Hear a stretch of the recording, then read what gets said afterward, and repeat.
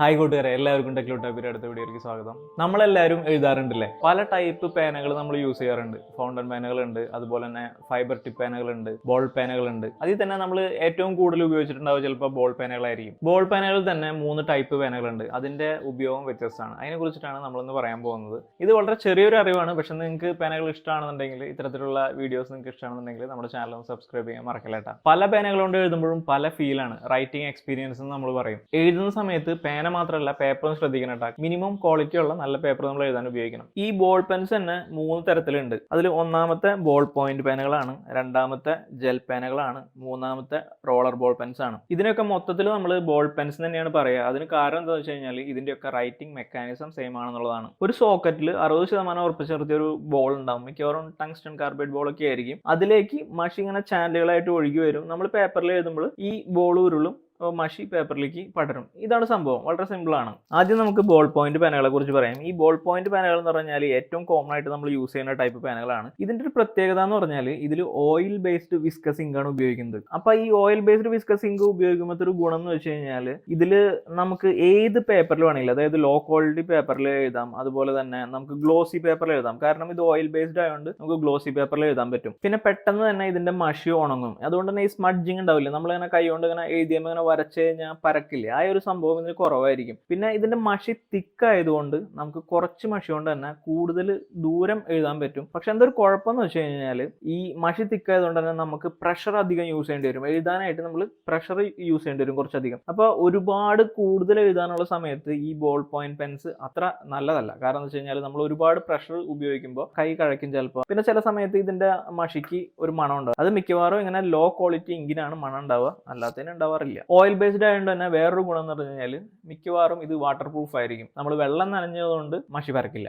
അതുപോലെ തന്നെ ഏറ്റവും അഫോർഡബിൾ ആയിട്ട് നമുക്ക് കിട്ടുന്നതും ഈ ബോൾ പോയിന്റ് പേനകളാണ്. നമുക്ക് 3-4 രൂപ തൊട്ട് നമുക്ക് ബോൾ പോയിന്റ് പേന വാങ്ങാൻ കിട്ടും. അപ്പൊ ബഡ്ജറ്റ് ഫ്രണ്ട്ലി ആണ് ബോൾ പോയിന്റ് പേനകൾ. ജെൽ പേനകളാണ് അടുത്തത്. ഈ ജെൽ പേനകളിൽ ഉപയോഗിക്കുന്ന മഷി തന്നെയാണ് ഇതിന്റെ ഒരു പ്രധാന വ്യത്യാസം. ഇതിൽ ഉപയോഗിക്കുന്നത് ഒരു വാട്ടർ ബേസ്ഡ് ഇങ്ക് ആണ്. അതുകൊണ്ട് തന്നെ ഇതിന്റെ ഫ്ലോ ഭയങ്കര സ്മൂത്ത് ആയിരിക്കും. എന്ന് വെച്ച് കഴിഞ്ഞാൽ നമ്മൾ എഴുതാനായിട്ട് അധികം പ്രഷർ ഒന്നും കൊടുക്കണ്ട. ഒന്ന് തൊടുമ്പോഴത്തേനും എന്താ പറയുക, പേപ്പറിലേക്ക് മഷി വരും. അതുകൊണ്ട് വളരെ സ്മൂത്ത് ആയിട്ടുള്ള ഒരു റൈറ്റിംഗ് എക്സ്പീരിയൻസ് ആയിരിക്കും ഇതുകൊണ്ട്. ഇതിന്റെ കുഴപ്പം എന്താണെന്ന് വെച്ച് കഴിഞ്ഞാൽ ഈ വാട്ടർ ബേസ്ഡ് ഇങ്ക് ആയതുകൊണ്ട് തന്നെ മഷി പെട്ടെന്ന് തീരും. അതുപോലെ തന്നെ പെട്ടെന്ന് ഉണങ്ങുമില്ല. സ്മഡ്ജസ് ഉണ്ടാവാനായിട്ടുള്ള സാധ്യത അത് കൂടുതലാണ്. അതുപോലെ തന്നെ വാട്ടർ ബേസ്ഡ് ഇങ്ക് ആയതുകൊണ്ടുള്ള ഒരു പ്രശ്നം എന്ന് വെച്ച് കഴിഞ്ഞാൽ ഗ്ലോസി പേപ്പറിൽ, ഗ്ലോസി സർഫസിൽ ഇതുകൊണ്ട് എഴുതാൻ പറ്റില്ല. എഴുതിയാൽ തന്നെ ആ മഷി പെട്ടെന്ന് പിടിക്കുകയില്ല. നമ്മളൊന്ന് കൈകൊണ്ട് വെറുതെ ഇങ്ങനെ ആക്കി കഴിഞ്ഞാൽ സംഭവം മാഞ്ഞു പോകും. വളരെ ക്വാളിറ്റി കുറഞ്ഞ പേപ്പറിൽ എഴുതാനായിട്ട് ജെൽ പേനകൾ നല്ലതല്ല. കാരണം ഇതുകൊണ്ട് വളരെ ക്വാളിറ്റി കുറഞ്ഞ പേപ്പറിൽ എഴുതി കഴിഞ്ഞാൽ അപ്പുറത്തെ സൈഡിലേക്ക് മഷി പരക്കും. വാട്ടർ പ്രൂഫ് അല്ല എന്നുള്ളതും ഒരു കാര്യമാണ്. പക്ഷെ ഇപ്പോൾ വാട്ടർ പ്രൂഫ് ആയിട്ടുള്ള ജെൽ പേനകൾ വരുന്നുണ്ട്. പണ്ടൊക്കെ ഞാൻ വിചാരിച്ചത് എന്താണെന്നറിയോ, ഈ ജെൽ പേനകളെ ജെൽ പേന എന്ന് വിളിക്കുന്നത്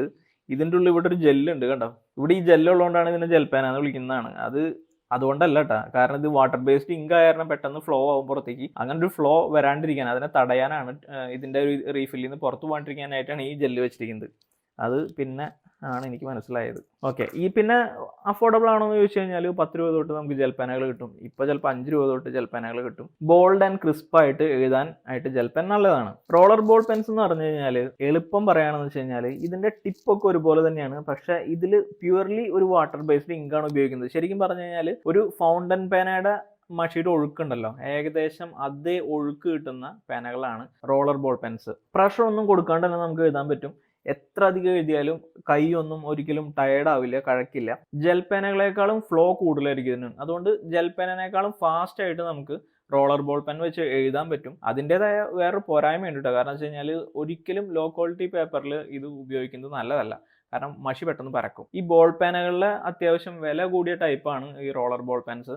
അതിന്റെ കാരണം എന്താ വെച്ച് കഴിഞ്ഞാൽ ഇത് ഉണ്ടാക്കിയിരിക്കുന്നതിനും കുറച്ച് വ്യത്യാസങ്ങളുണ്ട്. ഇതിന്റെ ടിപ്പ് മാത്രമേ സെയിം ഉള്ളൂ, ഇതിൽ ഉപയോഗിച്ചിരിക്കുന്ന മഷിയുടെ വ്യത്യാസം. പിന്നെ നേരത്തെ പറഞ്ഞല്ലോ, നമ്മൾ വാട്ടർ ബേസ്ഡ് ഇങ്ക് ആയതുകൊണ്ട് ഇതിന്റെ ഫ്ലോ ഭയങ്കര കൂടുതലായിരിക്കും. അതുകൊണ്ട് തന്നെ നമ്മുടെ ഫൗണ്ടൻ പേനകളിൽ ഉപയോഗിക്കുന്ന പോലത്തെ ഫിന്നുകൾ ഇതിൽ ഉപയോഗിച്ചിട്ടുണ്ടാവും കണ്ടോ. ഈ ഫിന്നുകൾ ഉപയോഗിച്ചിരിക്കുന്നത് അതിന്റെ ഫ്ലോ ഒന്ന് കുറയ്ക്കാനായിട്ടാണ്. ഇല്ലാന്നുണ്ടെങ്കിൽ ഓവർഫ്ലോ വരും. ഇതിന്റെ വില എന്ന് പറഞ്ഞാൽ ഇപ്പോൾ എനിക്ക് തോന്നുന്നു ലെക്സാറിന്റെ പൈലറ്റ് എന്ന് പറഞ്ഞ പേനയാണിത്. ഇത് ഒരു 40-45 രൂപ കണ്ട യൂണിബോൾ ആയി മൈക്രോ ആണ്. ഇതിന് എനിക്ക് തോന്നുന്നു അടുത്ത് 200 രൂപയുടെ അടുത്ത് വില ഉണ്ടെന്ന് തോന്നുന്നു. അപ്പൊ അത്യാവശ്യം ഈ ഒരു റേഞ്ചിൽ അത്യാവശ്യം വിലയുണ്ട്. ഗ്ലോസി സർഫേസിൽ എഴുതാനായിട്ട് ഇതും അത്ര സ്യൂട്ടബിൾ അല്ല കേട്ടോ. സ്യൂട്ടബിൾ അല്ല എന്നല്ല, പറ്റില്ല, ഭയങ്കര ബുദ്ധിമുട്ടാണ്. വളരെ സ്പീഡിൽ നല്ല ക്രിസ്പ് ആയിട്ടുള്ള എഴുത്ത് വേണമെന്നുണ്ടെങ്കിലും നമ്മൾ റോളർ ബോൾ പെൻസ് ഉപയോഗിക്കുന്നതാണ് നല്ലത്. വാട്ടർ ബേസ്ഡ് ഇങ്ക് ആയതുകൊണ്ട് തന്നെ വാട്ടർ പ്രൂഫ് അല്ലായിരിക്കും എന്ന് വിചാരിക്കേണ്ട കാര്യമില്ല. കാരണം മിക്കവാറും യൂണിബോളിന്റെ ഈ ഒരു പേനകളൊക്കെ തന്നെ വാട്ടർ പ്രൂഫ്, അതുപോലെ ഫേഡ് പ്രൂഫ് ആണ്. മഷി അങ്ങനെ മങ്ങില്ല, അത് മഷിയുടെ ഒരു ക്വാളിറ്റിയാണ്. ഇനി ഏതൊക്കെ അവസരത്തിലാണ് നമ്മൾ ഈ പേനകൾ ഉപയോഗിക്കേണ്ടതെന്ന് വെച്ച് കഴിഞ്ഞാൽ, നമുക്ക് ലോ ക്വാളിറ്റി പേപ്പറിൽ എഴുതണം, അതുപോലെ തന്നെ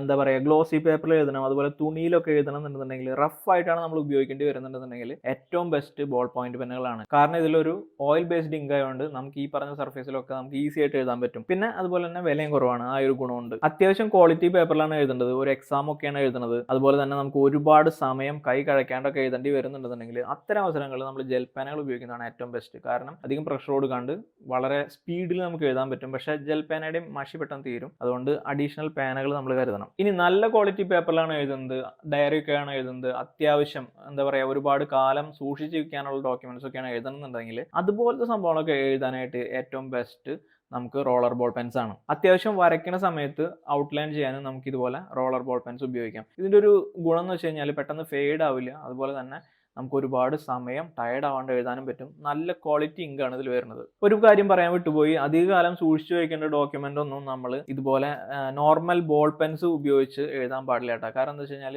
ബോൾ പെൻസിൽ ഇതൊരു ഓയിൽ ബേസ്ഡ് ഇങ്ക് ആയതുകൊണ്ട് കാലക്രമത്തിൽ ഇത് പതുക്കെ പരന്ന് ആകെ വൃത്തികേടാവാനും അപ്പുറത്തെ പേജിലേക്ക് വരാനും ഒക്കെ സാധ്യതയുണ്ട്. അതുകൊണ്ട് അങ്ങനത്തെ ഒരുപാട് കാലം സൂക്ഷിച്ചു വെക്കേണ്ട ഡോക്യുമെന്റ്സിന് നോർമൽ ബോൾ പോയിന്റ് പെനുകൾ നല്ലതല്ല. നമ്മൾ അതിനു വേണ്ടി ഉപയോഗിക്കേണ്ടത് റോളർ ബോൾ പെൻസ് ആണ്. ഞാൻ ഈ വെച്ചിരിക്കുന്ന ഓർഡറിൽ തന്നെയാണ് ഏതാണ്ട് സംഭവം. അതായത് ഇത് റോളർ ബോൾ പെൻ വളരെ ചീപ്പാണ്, അതുപോലെ തന്നെ എഴുതാൻ കുറച്ച് പ്രഷർ കൊടുക്കേണ്ടി വരും, ഒരുപാട് സമയം മഷി നിൽക്കും. രണ്ടാമത്തേന്ന് വെച്ച് കഴിഞ്ഞാൽ ഇച്ചിരി കൂടി വില കൂടിയതാണ്, കുറച്ചും കൂടി നല്ല രീതിക്ക് സ്മൂത്ത് ആണ്, പക്ഷെ മഷി പെട്ടെന്ന് തീരാൻ സാധ്യതയുണ്ട്. റോളർ ബോൾ പെൻസ് ആണെന്ന് വെച്ച് കഴിഞ്ഞാൽ ഇതിന്റെ ഒരു ഗുണം എന്ന് വെച്ച് കഴിഞ്ഞാൽ എക്സ്ട്രീംലി സ്മൂത്ത് ആണ്, നമുക്ക് ഒരുപാട് നേരം എഴുതാൻ പറ്റും. പിന്നെ മഷി കൂടുതലായിട്ട് നിൽക്കും, ജെൽ പെന്നിനേക്കാളും കൂടുതൽ റോളർ ബോളിൽ മഷി നമുക്ക് നിൽക്കും. റൈറ്റിംഗ് എക്സ്പീരിയൻസ് നോക്കുകയാണെന്ന് വെച്ച് കഴിഞ്ഞാൽ ഇങ്ങനെ തന്നെയാണ് വരിക. ഇതാണ് ബെസ്റ്റ് റൈറ്റിംഗ് എക്സ്പീരിയൻസ്, അതിലും താഴെ. എന്നാലും കുഴപ്പമില്ല. നമ്മുടെ ഉപയോഗത്തിന് എന്ന് പറഞ്ഞു കഴിഞ്ഞാൽ ഏറ്റവും റഫ് ആയിട്ടുള്ള ഉപയോഗമാണ് ചെയ്ത്, അതിലും കുറച്ച് റഫാണ് ചെയ്ത്, തീരെ വളരെ സോഫ്റ്റ് ആയിട്ടുള്ള ഉപയോഗമാണ് ചെയ്ത്. ഈ വീഡിയോ കുറച്ച് പേർക്ക് എനിക്കും ഉപകാരപ്പെടുന്ന ഞാൻ വിചാരിക്കുന്നു. അതുപോലെ പേനകളെ സ്നേഹിക്കുന്ന നിങ്ങളുടെ ഒരു ഫ്രണ്ട് ഉണ്ടെന്നുണ്ടെങ്കിൽ അവർക്ക് തീർച്ചയായിട്ടും ഈ വീഡിയോ ഒന്ന് ഷെയർ ചെയ്ത് കൊടുക്കാം.